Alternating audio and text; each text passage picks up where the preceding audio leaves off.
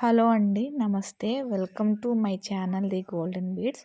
గుట్టపూసల బ్లౌజ్‌కి సంబంధించి ఈరోజు ఈ వీడియోలో నేను చూపిస్తుంది ఉప్పాడ శారీ అండి. ఇది కొని చాలా రోజులయింది. ఇప్పుడైతే ఈ బ్లౌజ్ ఇలాంటి శారీస్ మీద విత్ ప్రింట్స్, డిజైన్స్ వచ్చాయి. 3, 5 ఎంతో 4కో తీసుకునుంటాను నాకు తెలిసి. కిందనేమో ఇంత పెద్ద బార్డర్ వస్తుందండి. అంతా plain pink with parrot green. మంచి హైలైటింగ్ కాంబినేషన్ అని చెప్పేసి పింక్ తీసుకున్నాను. ఇది తీసుకుంటున్నప్పటి నుంచి నాకు అన్నీ వరుసగా పింక్ శారీసే వచ్చేసాయి. ఇప్పుడు పింక్ మేళాలాగా అన్నీ పింకే అయిపోయాయి ఇప్పుడు. ఈ శారీకి పైన వచ్చేది షార్ట్ అనమాట. మీకు చూపించాం కదా పళ్ళు. ఇది పళ్ళు ప్లెయిన్ కలర్. దీనికి శారీలో వచ్చిన బ్లౌజ్‌తోనే నేను కుట్టుకున్నానండి. ఎందుకంటే ఇది ఉప్పాడ క్లాతే కాబట్టి బావుంటుందని. ఆ బ్లౌజ్ కూడా నేను చూపించే బదులు చిన్న రిక్వెస్ట్ అండి. లాస్ట్ టైమ్ కాసుల వర్క్ చూపించాను. అందులో సంబంధించిన గోల్డ్ బీడ్స్ సంబంధించిన డౌట్స్ అన్నవి నేను అందులో క్లియర్ చేశాను. కాకపోతే 4000 మంది సబ్స్క్రైబర్లుంటే దానికొచ్చిన వ్యూస్ 400 అంటే ఒక 10% అనమాట.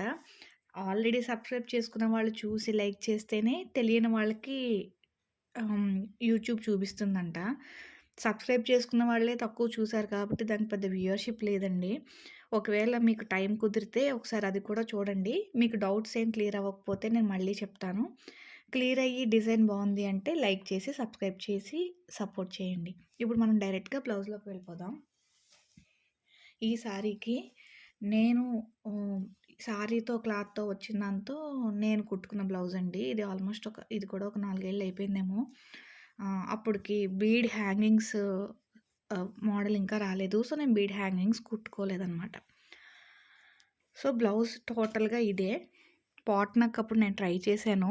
ఒక గిన్నెని తిరగేసి పెట్టి ఆ షేప్ రావడం కోసం. పర్వాలేదు బానే వచ్చింది. బట్ స్టిచ్చింగ్ అప్పుడు అంత పర్ఫెక్ట్‌గా రాలేదు కాబట్టి పైపింగ్ అన్నది కొంచెం వంకిలుగా వచ్చింది. టోటల్ డిజైన్ అయితే ఇదే అండి. ఇది నేను మెయిన్‌గా ఎవరికి చెప్తున్నాను అంటే, మగ్గం వర్కే పని లేకుండా కేవలం నార్మల్ సూదితో ఈ వర్క్ కుట్టుకోవచ్చండి. దీనికి ట్రేసింగ్ కూడా అవసరం లేదు. ఏవైతే మనం కుందన్స్ యూజ్ చేసామో ఇవే ఏమంటారు? ఇదే మెజర్‌మెంట్ చెప్పేస్తది. దీని ప్రకారం కుట్టుకుంటూ వెళ్ళిపోతే సరిపోతుంది. అంతా నార్మల్ సూదితోనే కుట్టాను. అంటే ఇంట్లో నేను కుట్టింది కాబట్టి బ్యాక్ సైడ్ మీకు కుట్లు కనిపించదు. అంటే ముందు క్లాత్ మీద కుట్టి, ఆ తర్వాత బ్లౌజ్ కుట్టుకున్నాను. ఒకే డిజైన్‌ని ఇక్కడ, ఇక్కడ రిపీట్ చేస్తాం. కాపోతే రివర్స్‌లో రిపీట్ చేస్తాం. దీనికి యూజ్ అయ్యే మెటీరియల్ ఏమన్నా ఉంది అంటే, మెటీరియల్ గురించి క్లియర్‌గా మాట్లాడుకోవాలి అనుకుంటే, ఓన్లీ పర్ల్సే ఎక్కువ యూజ్ చేశానండి. ఇది పర్ల్స్ బంచెస్‌లో అమ్ముతారు కదా! ఇలా కట్టలు. అలాంటివి నాకు ఒక 2 కట్టల దాకా పట్టాయి. మెటీరియల్ కాస్ట్ గురించి చెప్పమన్నారు కదా! ఇందులో నేను యూజ్ చేసిన మెటీరియల్ తగ్గట్టు కాస్ట్ కూడా నేను క్లియర్‌గా చెప్తున్నాను. ఇప్పుడు ఎక్కడైతే ఈ పింక్ కలర్ అంటే పింక్ నేను సారీ పింక్ కాబట్టి పింక్ కలర్ యూజ్ చేశాను. కొంచెం డిఫరెంట్‌గా కనిపించాలి కాబట్టి నేవీ బ్లూ కలర్ యూజ్ చేశాను. అంటే పింక్, గ్రీన్‌తో పాటు బ్లూ. మీ సారీ కాంబినేషన్ తగ్గట్టుగా ఈ బ్లూ కలర్ ప్లేస్‌లో వేరే కలర్ ఏదైనా చేసుకుంటే సరిపోతుంది. రెడ్ యూజ్ చేస్తే ఇదే రెడ్ సారీ అయితే సేమ్ ఇదే వర్క్ వచ్చి ఇక్కడ బ్లూ ప్లేస్‌లో గ్రీన్ యూజ్ చేసుకోవచ్చు. అలా. ఈ కుందన్స్ అన్నీ కలిపి ఒక 10 గ్రామ్స్ ప్యాకెట్ అయితే సరిపోతుందండి. ప్యాకెట్‌లోనే మనకి చాలా వస్తాయి. మనం ఇలా ఒక్కొక్క బంచ్‌కి ఒక 3 చొప్పునే పెడుతున్నాను. అవి 3 వస్తున్నాయి. చిన్న బీడ్స్ అన్నవి ఒక 4 వస్తున్నాయి. అంటే సెంటర్‌లో ఒక 3, కార్నర్‌లో ఈ రెండిట్లికి మధ్యలో ఒకటి. అంటే ఒక బంచ్‌కి ఒక 3 పింక్ కలర్, ఒక 4 కుందన్స్. ఒక ప్యాకెట్ కొంటే సరిపోతుందండి. 1 లేక 2 ప్యాకెట్లు ఒక 20 రూపీస్ టు 30 రూపీస్‌లో మీకు ఈ కుందన్స్ అన్నీ కవర్ అయిపోతాయి. సో, పెద్ద ఎక్కువ అమౌంట్ ఏం పడదు. జర్దోజీ కూడా ఒక 10 గ్రామ్స్ జర్దోజీ తీసుకుంటే సరిపోతుంది. ఒక 15 రూపీస్. సో, అక్కడికి మీకు ఒక 45 అలా అయ్యుంటుంచు. నేను ఎగ్జాక్ట్‌గా కాలిక్యులేట్ చేయట్లేదండి. జస్ట్ అప్రాక్సిమేట్‌గా చెప్తున్నా. ఈ బంచెస్ నాకు 2 కట్టలు పట్టాయి కాబట్టి బంచ్ ఒక 50 రూపీస్ అనుకున్నా కూడా 100 రూపీస్ అయితే మినిమమ్ అవుతుందండి ఈ పర్ల్స్‌కి. అలాగే గోల్డ్ బీడ్స్. ఈ గోల్డ్ బీడ్స్ మీకు లాస్ట్ టైమ్ వీడియోలో ఎక్స్‌ప్లెయిన్ చేశాను కదా! ఈ గోల్డ్ బీడ్స్ కూడా ఒక 10 గ్రామ్స్ అనమాట.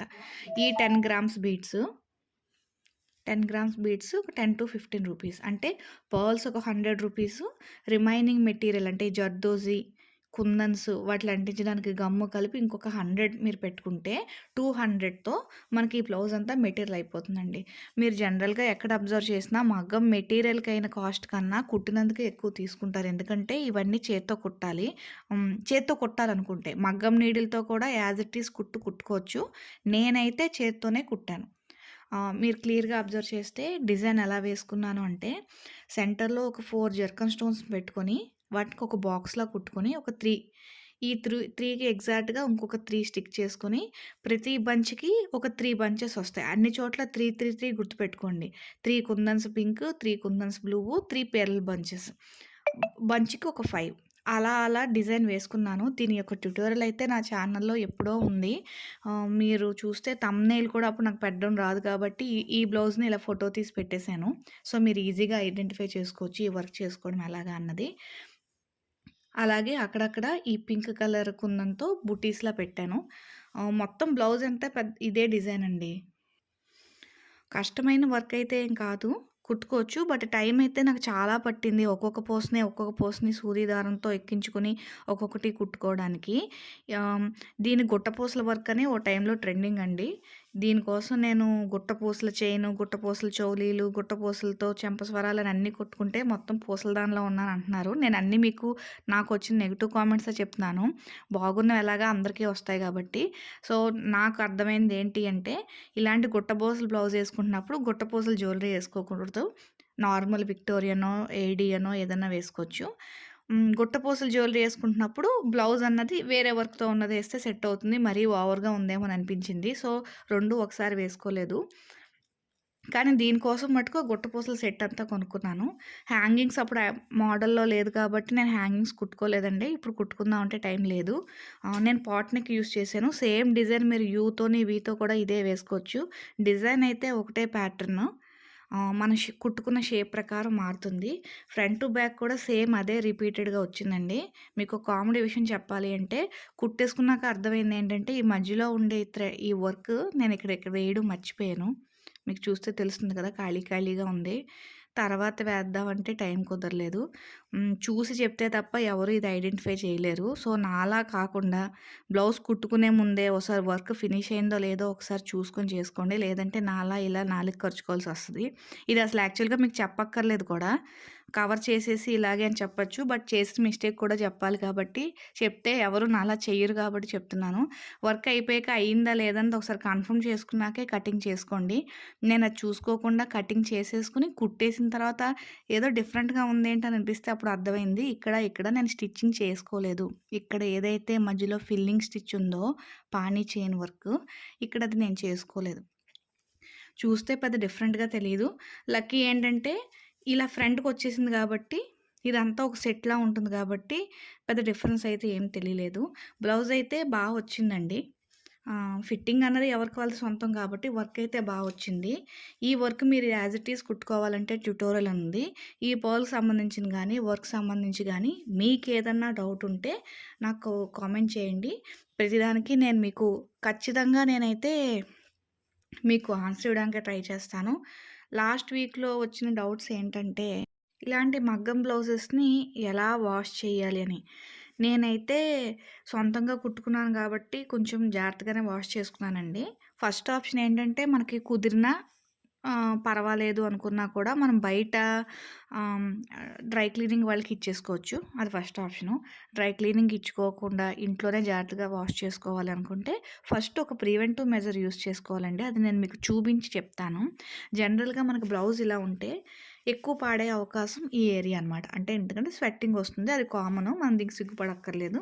మనిషి అంటే అది రావాలి. రాకపోతేనే మనం ఆలోచించుకోవాలి. ఈ స్వెట్టింగ్ రావడం వల్ల ఏమవుతుందంటే ఇలా ఒక మచ్చలా తయారైపోతుంది. ఒక్కోసారి వాష్ చేసినా ఆ కలర్ డిఫరెన్స్ అన్నది పోదు. అందుకు స్వెట్టింగ్ ప్యాడ్స్ అని అమ్ముతారండి ఫ్యాన్సీ షాప్స్‌లోని. అది మనం ముందే మీకు చూపించడం కోసం నేను చెప్తున్నాను. ఇలా స్టిక్ చేసేసుకుంటే గనక ఈ లోపల మనకి స్వెట్టింగ్ అన్నది ఉండదు. ఇలా 8 షేప్‌లో కనబడుతుంది కదా మీకు. ఈ 8 షేప్‌లో కరెక్ట్‌గా ఎక్కడైతే కుట్టొస్తుందో అక్కడ ఈ బెండ్ వచ్చేలాగా మనం స్టిక్ చేసుకుంటే స్వెట్టింగ్ అన్నది వస్తుంది. వచ్చినా బయటికి క్లాత్ మీదకొచ్చి క్లాత్ పాడవదు. మీకు చూపించడం కోసం నేను ఇందులో స్టిక్ చేసి పెట్టాననమాట. ఇది ఫస్ట్. ఇది ప్రివెంటివ్ మెజర్. ఒకవేళ ఇప్పటి వరకు అలా వాడకుండా ఆల్రెడీ మచ్చ స్టార్ట్ అయిపోతున్నా, లేదంటే నార్మల్‌గా ఉతుక్కోవాలనుకున్నా, షాంపూ వాటర్‌ని అంటే నార్మల్ వాటర్‌లో అంటే వేడి నీళ్ళు కూడా అక్కర్లేదు. కలర్ ఊడిపోతుంది కాబట్టి. నార్మల్ వాటర్‌లో కొంచెం షాంపూ ఏసి, కొంచెం లేదర్ నురగొచ్చిన తర్వాత దీన్ని యాజ్ ఇట్ ఈజ్ రివర్స్‌లో పెట్టి ఇలా దించి తీసేయండి. రివర్స్‌లో ఎందుకు పెట్టమన్నాను అంటే, జనరల్‌గా ఇక్కడ ఏదన్నా బయట నుంచి ఏ పచ్చడి మరకో, ఏదైనా కూర మరకో పడితే తప్ప ఔటర్ సర్ఫేస్ పాడవదు. వాసన అలాంటివి వచ్చేదంతా లోపల కాబట్టి, లోపల దాన్ని ఇలా రివర్స్ చేసుకొని, ఒకసారి వాటర్‌లో ముంచి పిండడాలు అవి చేయకూడదండి. జస్ట్ అందులో ముంచి, ఇంకొక బకెట్‌లో ప్లెయిన్ వాటర్ తీసుకొని, అందులో కూడా ఒకసారి 1 లేక 2 సార్లు అంటే మనం ముంచితే నురగపోయేదాకా ఉంచి, హ్యాంగర్‌కి ఫిక్స్ చేసేసుకొని, డైరెక్ట్ సన్‌లైట్‌లో కాకుండా కొంచెం లైట్ సన్‌లైట్‌లో దీన్ని ఇలాగే ఇదే షేప్‌లో హ్యాంగ్ చేసేసుకోండి. కాసేపటికి వాటర్ అంతా కారి డ్రై అవుతుంది. ఎప్పుడూ స్క్వీజ్ చేయకూడదు. అలా ఒక గంట, 2 గంటలకి మన ఎండ ఇంటెన్సిటీ ప్రకారం ఎండ తగ్గిపోయిన తర్వాత దాన్ని తీసుకొచ్చి కొంచెం ఐరన్ ఓపికుంటే ఐరన్ చేసేసుకోండి. అంటే ఏంటి ఇలా రివర్స్‌లో తిప్పి పేపర్ పెట్టి ఇలా రివర్స్‌లో పెట్టి న్యూస్ పేపర్ పెట్టైనా ఐరన్ చేసుకోవచ్చు. లేదు మీరు బాగా చేసుకోగలను ఎక్స్‌పర్ట్ ఐరనింగ్‌లో ఉన్నాను అనుకుంటే గనక ఇలా అక్కడక్కడ ఐరన్ చేసుకోవచ్చండి. అలా ట్రై చేయండి. మీకు ఆ రిజల్ట్ కంఫర్టబుల్‌గా అనిపించకపోతే, శ్రమలా అనిపిస్తే అప్పుడే మీరు బయట షాపులకి ఇవ్వండి. ఎందుకంటే నాకున్నవి ఓ 25 బ్లౌజుల దాకా కుట్టుకున్నాను. ఈ 25 నేను డ్రై క్లీనింగ్‌కి ఇస్తే ఆ అమౌంట్‌తో నేను ఇంకో పట్టు చీర కొనేసుకోవచ్చనమాట. అందుకని నేనే చేసుకుంటున్నాను. బయట ఇవ్వట్లేదు. అదొక డౌటండి. అలాగే లాస్ట్ టైమ్ పింక్ బ్లౌజ్ కుట్టిన దానికి కట్ బీడ్స్‌కి కలర్ పోతుందని. 90% కట్ బీడ్స్ అయితే కలర్ పోవండి. అవి డైయింగ్ అనమాట. అంటే ఆల్రెడీ కలర్‌లో ముంచే ఏస్తారు. మీకు నా పాత వర్క్‌లో ఉన్నవి ఇది ఇలాగే ఉంచాను. ఇంకా అవ్వలేదు ఆ వర్కు. చూపిస్తాను. ఇవి. వీటిని చిన్న కట్ బీడ్స్, కట్దానా బీడ్స్ అంటారు. వీటికి గోల్డ్‌కి గానీ 90% ఎక్కడా పోవండి కలరు. పూసలకి పోవచ్చేమో గానీ, కట్ బీడ్స్‌కయితే పోవు 90%. నాకు అంటూ పోయింది జరిగితే ఒక్కొక్కసారి సిల్వర్‌కే పోతుంది. ఎందుకంటే వాళ్ళు స్టీల్ పెయింట్ అన్నా సరిగ్గా వేయలేదేమో. కలర్స్ ఉన్న కట్ బీడ్స్‌కయితే ఇప్పటి వరకు యూజ్ చేసిన వాటిలో కట్ బీడ్స్ అవి పోవటం లేదండి. ఇదొక డౌట్. కట్ బీడ్స్‌కి కలర్ పోతుందా? వాషింగ్ ఎలా చేయాలి? ఐరనింగ్ ఎలా చేసుకోవాలి అని. నెక్స్ట్ చాలామంది ట్రేసింగ్ అడుగుతున్నారండి. నేను అంటే నా పర్సనల్ ఒపీనియన్ చెప్తున్నాను మీకు. చాలామందికి ఇది సెట్ అవ్వదు. బట్ దిస్ ఈజ్ నా పర్సనల్ అనమాట. ట్రేసింగ్ ఎప్పుడూ ట్రేసింగ్ పేపర్ మీద తెచ్చుకున్న ట్రేసింగ్ అన్నది నాకు సెట్ అవ్వట్లేదండి నాకు. ఎందుకంటే ఆహ్, అక్కడున్న డైమెన్షన్స్, నా బాడీ డైమెన్షన్స్ వేరు. నాకున్న నా బాడీ షేప్ ప్రకారం నాకు ఎంత ఏరియాలో బ్లౌజ్ ఉండాలి, ఎంత ఏరియా కిందన కవర్ చేయాలి, ఎంత చూడడానికి డీసెంట్‌గా ఎంత ఉండాలి. అంటే కొంతమంది పెద్ద నెక్ పెట్టుకుంటారు. అప్పుడు వర్క్ అంతా కింద బార్డర్ నుంచి వస్తుంది. ఎక్కువ ఏదో టీవీ స్క్రీన్‌లా బ్యాక్ కనబడుతుంది. చూడడానికి డీసెంట్‌గా ఉండదేమో. అంటే పెళ్లి కాని పిల్లలు ఏస్తే బావుంటుంది గానీ, పెళ్ళైన వాళ్ళు ఏస్తే బాగోదేమో అనే ఉద్దేశంతో నా బాడీ షేప్ ప్రకారం నేను డిజైన్ అక్కడికక్కడే యేసుకుంటూ చూపించేస్తుంటాను. నా దాంట్లో ట్యుటోరియల్స్ ఉంటాయి. పర్ఫెక్ట్‌గా షేప్ అంటే ఒక నెమలిలా రావాలి. ఒక ఏనుగు షేప్ ఏనుగులా రావాలనుకున్నప్పుడు పేపర్ మీద వేసుకొని కార్బన్ తోటి నేను ట్రేస్ చేసేస్తాను తప్ప, టోటల్ డిజైన్ అన్నది నా దగ్గర 90% లేవండి. బట్ దీనికి సంబంధించిన ట్యుటోరియల్ చూస్తే ఎంత విడ్త్‌తో ఇది పెట్టుకోవాలి అన్నది ట్యుటోరియల్ అయితే ఉంది. టైం కుదిరితే ఒకసారి చూడండి. ఇది కుట్టుకునేటట్టయితే మీకు తెలుస్తుంది. నేను అవన్నీ కుట్టేసిన తర్వాత ఛానెల్ స్టార్ట్ చేశాను కాబట్టి, వేరే క్లాత్ మీద కుట్టి చూపించాను. అంటే ఇవన్నీ పాతవి కాబట్టి, నేను 2 ఇయర్స్ బ్యాక్ ఎప్పుడో స్టార్ట్ చేశాను. 3 ఇయర్స్. అంతకు ముందు బ్లౌజ్ కాబట్టి, నాకు ఈ క్లాత్ మీద కుట్టిన ట్యుటోరియల్ అయితే లేదు. హ్మ్. అందుకని నేను విడిగా క్లాత్ మీద ఈ వర్క్ అంతా కుట్టి చూపించాను.